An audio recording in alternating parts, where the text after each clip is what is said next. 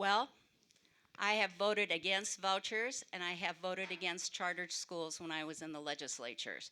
First of all, when you're doing vouchers, that program is saying everybody's going to get some kind of allocation. The Constitution says K through 12. That's where our dollars need to go. We have not funded K through 12 for the dollar amount that is needed to provide for the schools. Back in 2016, when Governor Dugard cut the budget by 10%, those dollars were taken away, and when we restarted up, those dollars were never replaced, for the schools were always behind. If we want our kids to have a quality education, we need to fix that solution first, not divide up the dollars that are coming out and then putting it in the others. When you're looking at vouchers, in 2006, a senator from Sioux Falls established a fund. It was based on insurance companies with their premium taxes. If they put their premium tax toward a credit for scholarship for low-income students so that they could attend private schools, then that would be allowed. The first year that it was and it passed the legislature, I did not support that. It started out with 2 million, then it was increased to 2.5 million, and now there's $3.5 million.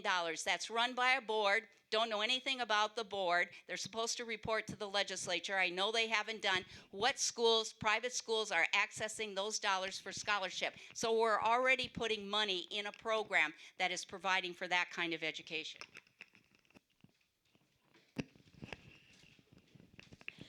One thing that I hear over and over again is fully funded. What is that? What does that look like? What is fully funded? And the thing about it is when I ask people what that is that $100 million more, 300 million more, 800 million more? What about $1 billion more? They never can give me the answer. What does fully funded mean? Okay? And that's what I would really like to know.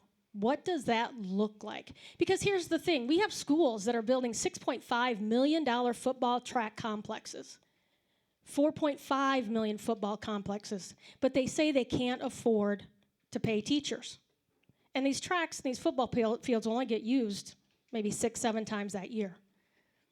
And I think the real thing that needs to be addressed, and there was quite a few senators and representatives who asked this summer, is to look at the funding formula. We have got to look at our funding formula. How are we funding schools? And allowing, I think what happened in 2016 with the Blue Ribbon Task Force, or 2015, whatever that year was, is that local control was taken away, that funding, and was more put on the state.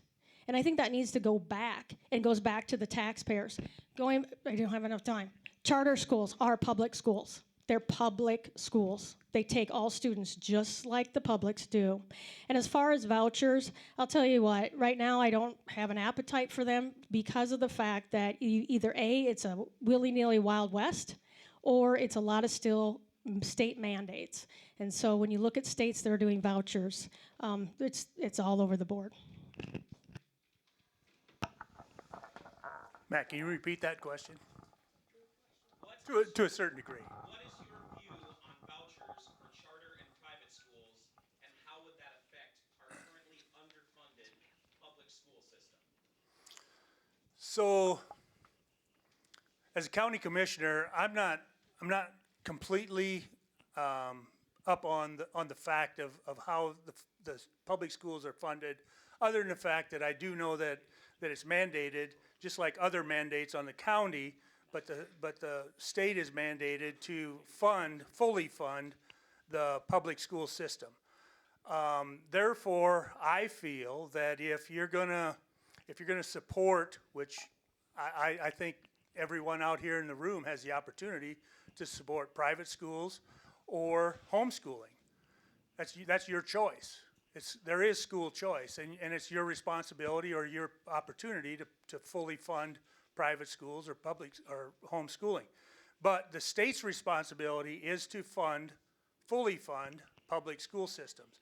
And if we're funding other issues, then we're not fully funding K through 12. And I think that it's our responsibility to do so. I've got three children that graduated and went through the Yankton public school system. And I think the Yankton public school system is one of the greatest in the state of South Dakota. I might be a little biased by saying that, but all three of my children are doing very well, better than I ever did coming up. But anyway, there's issues that, just like Gene said, if you want to send your children to public school or private schools or homeschooling, you can apply for, all you got to do is do the paperwork. It's that simple.